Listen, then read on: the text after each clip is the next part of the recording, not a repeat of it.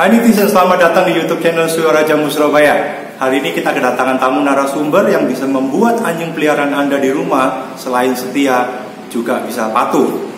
Ya, benar, dia adalah seorang dog trainer. Seperti apa pekerjaan dog trainer? Mari kita saksikan video berikut ini.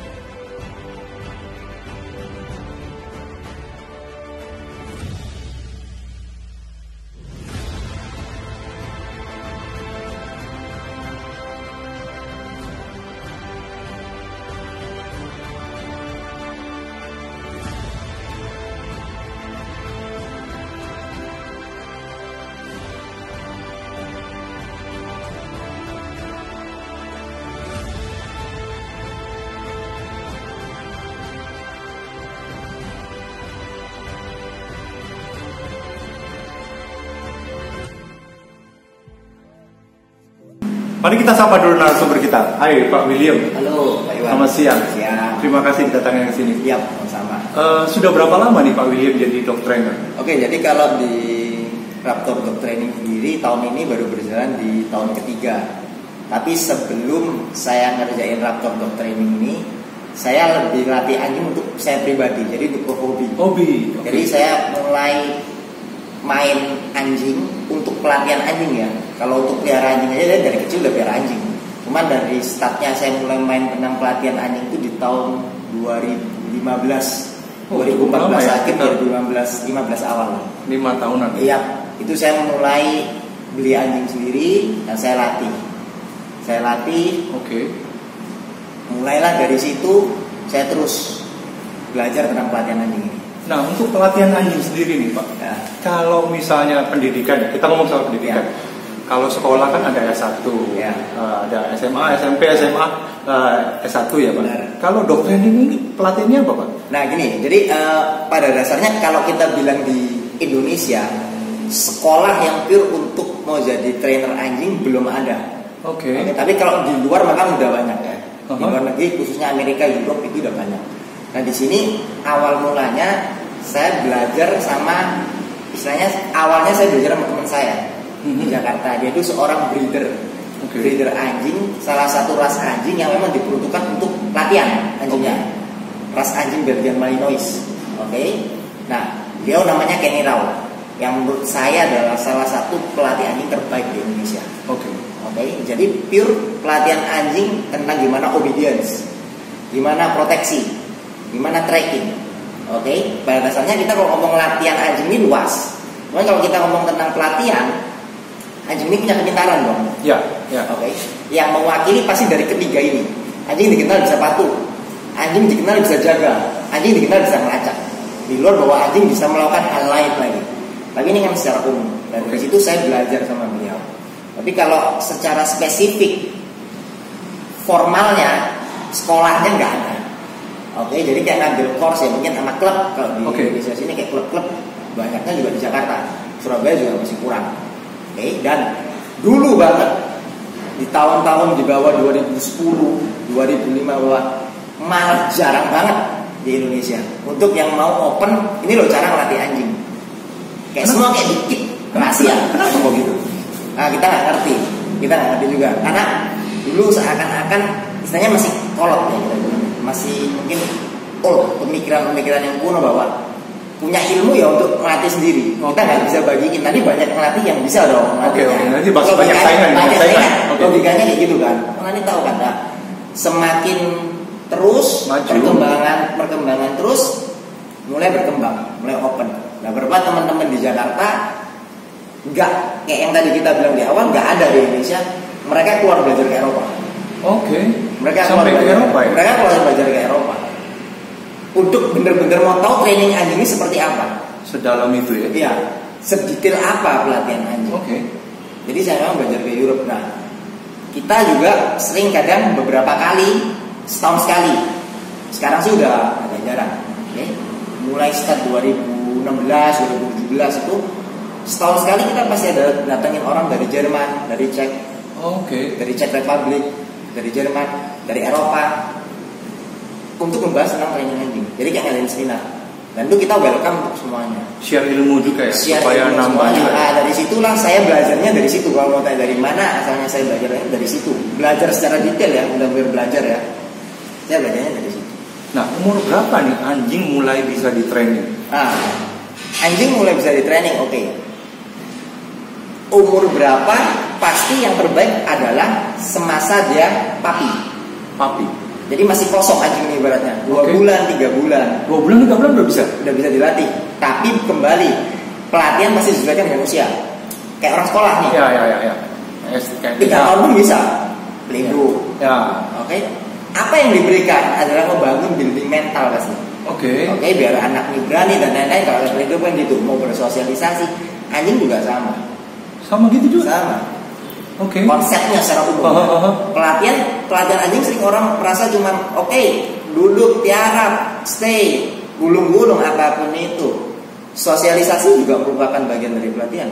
Sosialisasi. Kayak apa sosialisasi itu? Jadi anjing itu dibiasakan untuk selalu melihat hal baru. Jadi ketika dia besar dia nggak norak. Norak dalam arti? Dibawa keluar rumah nih. Dibawa ke tempat rame. Anjing terlalu over excited, dia nggak bisa mengendalikan diri karena dia nggak pernah tahu itu apa.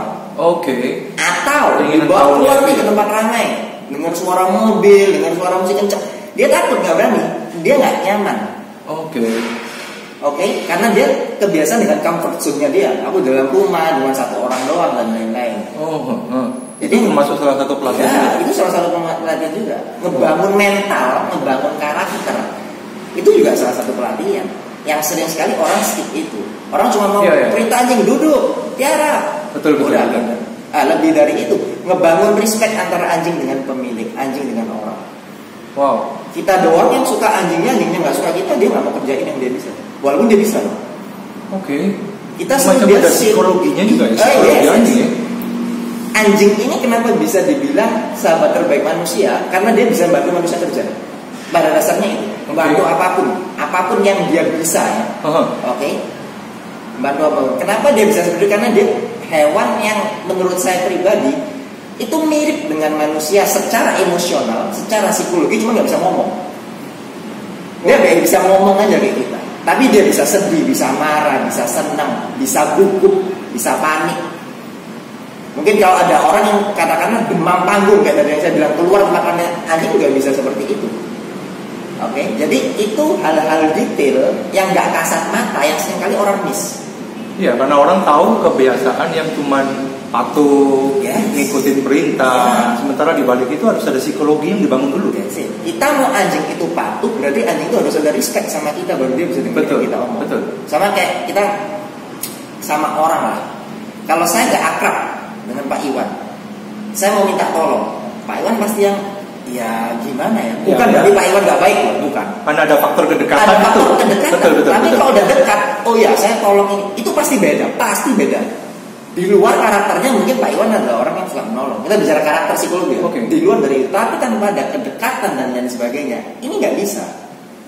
Jadi kalau saya lihat, kalau boleh saya simpulkan dari apa yang Pak William bicarakan, itu yang dilatih juga bukan anjingnya aja kan? Enggak. Jadi pemiliknya itu juga harus dilatih bagaimana bersikap supaya mereka ada bonding psikologi.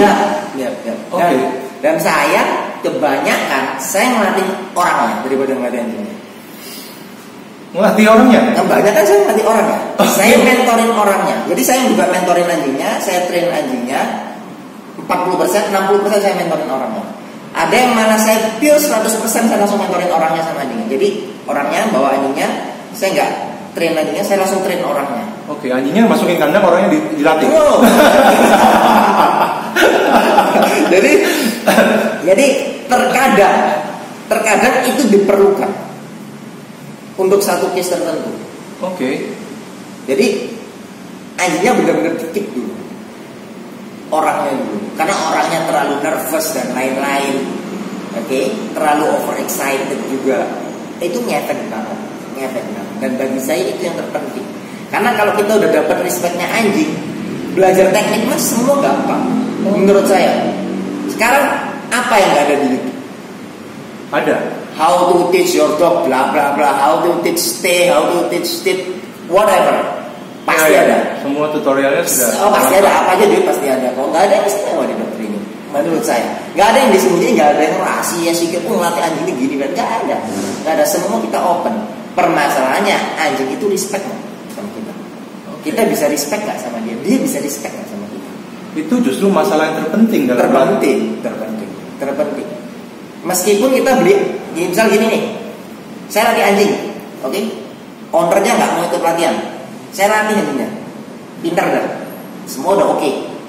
Saya balikin ke pemiliknya datang, oke, mau main, diperintah nggak mau kerja anjingnya, karena tidak ada bonding tadi. Malah bondingnya mungkin sama pelatihnya. Bukan karena anjingnya nggak ngerti perintahnya, bukan karena anjingnya nggak ngerti disuruh apa, tapi karena anjingnya respect. Kalau anjingnya bisa ngomong, kamu siapa perintah aku? Oh. Logikanya. Okay. Saya bawa anjing yang udah bisa, simpelnya aja duduk. Oke? Sekarang Pak Iwan nggak pernah tahu anjing saya. Pak Iwan teriak sih, masa anjing saya duduk? Kalau gitu setiap orang bilang duduk lah. Enggak juga. Iya. Nyatanya nggak bisa. Tapi apa anjing saya ini enggak? Dia ngerti. Kamu siapa saya, nyuruh saya. Cuman dia mungkin nggak mau. Suara ya. Dia berdasarkan perintah suara itu. Ya. Dan siapa yang minta dia untuk melakukan itu. Jadi itu penting banget. Itu yang selalu saya siapkan sama semua klien saya. Jadi, teknik belakangan. Karena menurut saya di Surabaya ini dari berdasarkan klien saya banyak yang nggak pahami ini. Jadi kalau nggak pahami ini, nggak mau perhatikan detail kecil seperti ini, nggak bisa. Mau ngerjain anjing gimana pun nggak bisa. Oke. Mau beli anjing sebagus apapun percuma. Di luar bahwa teknik pelatihan itu penting, alat pelatihan itu penting banget dong. Iya. Oke. Ibaratnya kita mau ngajarin anak gambar ya harus ada bukunya, ada pensil warna dan lain-lain. Alat penting, teknik penting. Tapi psikologi bonding yang paling penting. Oke. Berarti orang harus atlet ke belakang dulu untuk melihat bahwa basic yang paling penting adalah psikologi itu tadi. Dan jangan sampai di anjing ini, di dunia anjing ini, khususnya pelatihan ataupun siapapun yang mau memelihara anjing juga harus mengerti kebutuhannya saya beli anjing untuk apa. Oh ya. Nah, itu yang sering miss. Oke, itu yang sering miss. Orang beli anjing jenis A, yang itu memang notabene jenis yang aktif, bukan nakal. Tapi ketika begitu terima, anjing saya nakal, saya mau anjing saya tenang, bla bla bla bla. Padahal dia beli anjing yang cukup aktif. Nggak bisa. Kamu nggak bisa minta tenang. Ibaratnya nih, kita orang buta nggak ngerti, oke? Paling simpelnya, kita beli Ferrari dan mintanya jalannya pelan, nggak bisa ngebut, nggak masuk akal. Nggak masuk akal. Nggak mungkin. Kita minta mesinnya irit, nggak mungkin, nggak bisa. Betul. Ada sekali orang cuma aku seneng modelnya ini. Iya, karena basically banyak sekali orang yang mempunyai kesalahan seperti itu. Iya. Dia beli berdasarkan visual aja. Iya. Bukan terus kita nggak mau train ya anjingnya ya. Tapi kayak gini di train, connect bonding antara orang sama anjingnya nggak bisa ketemu. Jadi orangnya tetap harus diedukasi lagi. Bagaimana memahami karakter anjing yang dia beli. Harus. Oke. Jadi training kayak gitu. Berapa lama training anjing, usianya berapa, depends dari apa yang saya jelasin. Tapi semakin muda, semakin gampang. Semakin dia umurnya kecil semakin gampang karena dia belum punya banyak pengalaman anjingnya. Oke, karena ya itu tadi balik lagi yang psikologinya yang dibangun. Lagi dibentuk. Dia kan masih polos. Iya. Belum dapat apapun. Dia belum punya bonding apapun. Dia polos, dia terima apa kontak sama orang, ayo udah dia ini terus masih kecil. Tapi kalau dia 2 tahun 3 tahun dia udah banyak pengalaman hidup. Sebanyak usia itu. Jadi udah ada karakternya. Nah, kita itu lebih susah. Lebih susah, bukan berarti nggak bisa ya. Ya, tapi lebih susah. Karena untuk menjawab pertanyaan paling enak dilatih, bagusnya di usia berapa? Itu alasannya. 2 sampai 3 bulan. Bukan berarti nggak bisa. Mau latih anjing 2 tahun, 3 tahun pun nggak ada masalah. Nah, seperti yang tadi Pak William bicara soal karakter ya, Pak. Macam-macam anjing, beda jenis, beda karakter. Beda jenis, beda karakter ya. Betul ya? Benar. Itu apakah semua jenis itu Pak William bisa? Kita tahu di banyak sekali jenis anjing. Itu apakah kalau misalnya saya punya anjing, beli random lah, terus saya panggil Pak, apa apakah Pak William bisa tahu jenis ini, karakternya ini, penanganannya ini? Kan beda-beda Pak. Benar. Oke, jadi pertama yang saya kerjain adalah saya harus ketemu anjingnya. Sebelum saya mulai training, saya harus ketemu anjingnya. Kenapa saya ketemu anjingnya? Karena untuk melihat tadi, saya bisa nggak train dia. Oke. Nggak bisanya kenapa? Misal anjingnya terlalu tipikal yang soft banget, mentalnya soft banget, kita bilangnya low drive, drive-nya kecil banget, soft banget. Saya mau latih juga sulit. Saya ngobrolin sama ownernya, solusinya A, B, C, D, E. Mau ikutin atau enggak? Tentu ada solusi. Ada solusi, tapi belum tentu solusi itu orang mau ikutin. Belum tentu orang mau ikutin. Seperti apa contohnya? Misal, saya ada salah satu anjing yang saya latih. Itu kita bilangnya low drive. Drive itu hasrat anjing. Hasrat anjing dalam apa? Makanan, mainan. Anjing harus punya hasrat, punya motivasi. Dia makan malas, bola malas tidak ada respon, mainan apapun dia no respon, low drive. Saya harus naikin drive-nya dulu dong. Biar bisa dilatih. Dia harus ada semangat. Lihat apa yang saya bawa ini harus punya semangat. Kalau nggak punya semangat dia nggak mau. Untuk apa dia harus duduk untuk sesuatu yang dia tidak suka? Bukannya basically semua anjing itu dilatih dari makanan itu, sesuatu yang pasti mereka suka. Ya. Idenya kan seperti itu. Dia duduk bener, saya kasih makanan. Betul. Basicnya gitu. Ada anjing nggak suka makan, malas, nggak mau makan. Makanannya, kalau makan aja harus disuapin sama bosnya, baru mau makan. Jadi ada solusinya, ada. Saya buat dia suka makanan dulu dong. Satu takes time. Mau nggak memilih itu? Spend waktunya untuk naikin drive doang. Saya belum mulai latih. Saya naikin drive-nya doang. Kedua, tega nggak ngatur pola makan anjingnya? Itu pengaruh juga ya? Pengaruh.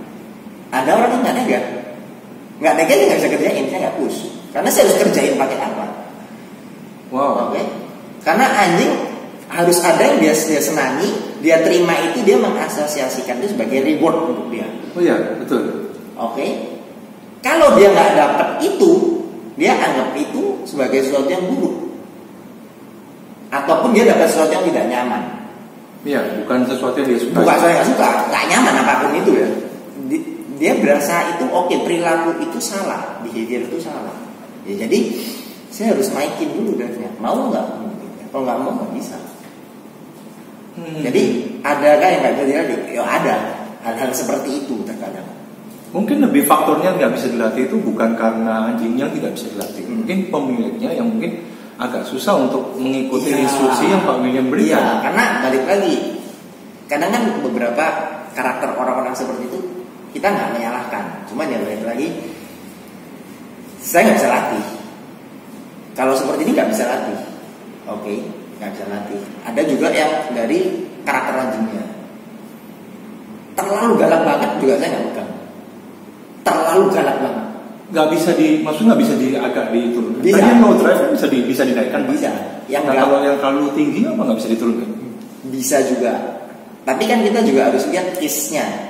Kalau anjing ini di rumah, saya turunin, orangnya bisa nggak ngikutin saya? Balik lagi ke ownernya lagi. Jadi saya pernah terima anjing galak banget. Ownernya itu selalu digigit. Ownernya sendiri digigit. Ownernya digigit. Tapi ownernya bisa ngikutin saya. Bisa ngikutin cara saya, bisa ngikutin teman saya. Jadi beres karena masalah. Jadi faktor yang terpenting itu justru ownernya ini. Karena anjing ini akan kumpul sama ownernya terus teman saya. Mungkin dan Pak William cuma beberapa jam dalam waktu seminggu. Sementara sama ownernya mungkin lebih banyak spend waktu. Dan ada saya juga terima klien yang galak banget. Orangnya juga kita bilang terlalu lemah untuk dengan anjing yang cukup dominan, sebenarnya terlalu lemah. Nggak bisa ngikutin saya sebenarnya. Nggak bisa, saya nggak bisa juga. Sama saya dia balikin lagi galak buat apa? Prinsipnya balik lagi intinya kan dia balik di rumah kan ya. Anjing itu lihat siapa yang bawa dia. Nggak bisa anjing ini pintar, anjing tenang beri sama semua orang. Nggak bisa yang bawa dia siapa. Perlakuin dia gimana?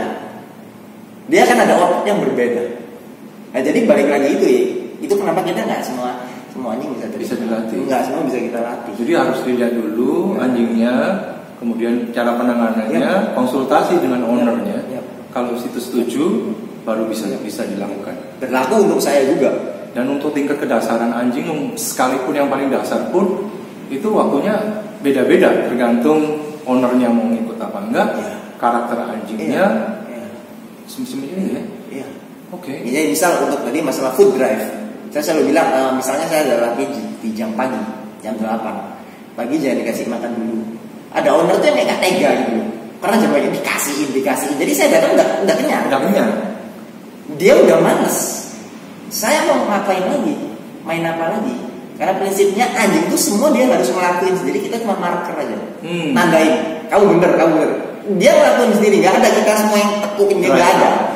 Semua dia ngelakuin sendiri. Gak bisa, susah lagi saya. Mundur lagi waktunya, banyak lagi. Jadi semua itu balik, gak bisa lihat anjingnya doang, gak bisa lihat orangnya doang. Harus lihat dua-duanya lihat. Termasuk saya pun, saya kalau sama anjing yang terlalu keras, terlalu dominan, di pelatihannya saya nggak enak, ini saya nggak latih dia. Karena saya pernah punya anjing, saya koreksi dia beli koreksi saya. Oke, saya telat ribut dia, dia ambil ributnya dulu, dia keluarin giginya udah. Itu anjing yang terlalu keras itu juga kita nggak enak, nggak sesuai juga sama kita. Jadi bener-bener gampangnya gini deh. Ya kayak orang nyari jodoh, harus benar-benar cocok. Kamu match sama dia baru kamu bisa jalan enak. Kalau enggak kamu bambang. Mau dia terlalu galak, terlalu takut, terlalu soft, terlalu high. Berarti tidak semua orang mau latih anjing bisa diterima. Enggak bisa. Harus lihat dulu. Menurut saya itu yang paling baik. Omong kosong kita bilang, oh saya semua anjing bisa latih enggak? Iya. Enggak bisa latih ini faktornya kita bisa jadi banyak. Bukan berarti kita nggak ngerti cara latihnya. Anjingnya nggak bisa match sama orangnya, sama kitanya, nggak bisa. Ya bisa dilatih tuh bisa, semua pasti bisa. Cuman mau sampai kayak gimana hasilnya? Ya, mungkin kalau tingkat pelatihan kepatuhan dasar mungkin masih bisa. Oke lah, nggak ada masalah. Semua anjing juga, saya rasa pasti bisa. Semua pada dasarnya semua anjing itu bisa diajarin. Cuman masalah berapa lama, gimana caranya? Oke, karena Pak William juga punya tanggung jawab moral kalau anjing ini benar-benar nggak bisa latih, terima aja kan, itu ada juga. Nggak bisa. Nanti ujung-ujungnya kita pasti nggak enak sama klien. Betul. Awal kita bilang bisa, ujungnya kok nggak bisa. Iya, betul. Kecuali kita udah bilang waktunya pasti panjang, terserah mau ikut nggak. Mau ini dipertimbangin aja gitu. Jadi kita nggak semuanya kita terima. Nah, kalau untuk netizen yang kepingin tahu nih Pak, kalau misalnya kepingin melatihkan anjingnya itu bisa hubungi Pak William di mana? Bisa cari saya di Instagram Raptor Dog Training, bisa DM saya ataupun WA saya, nomor WA-nya juga ada di situ. Ada di situ.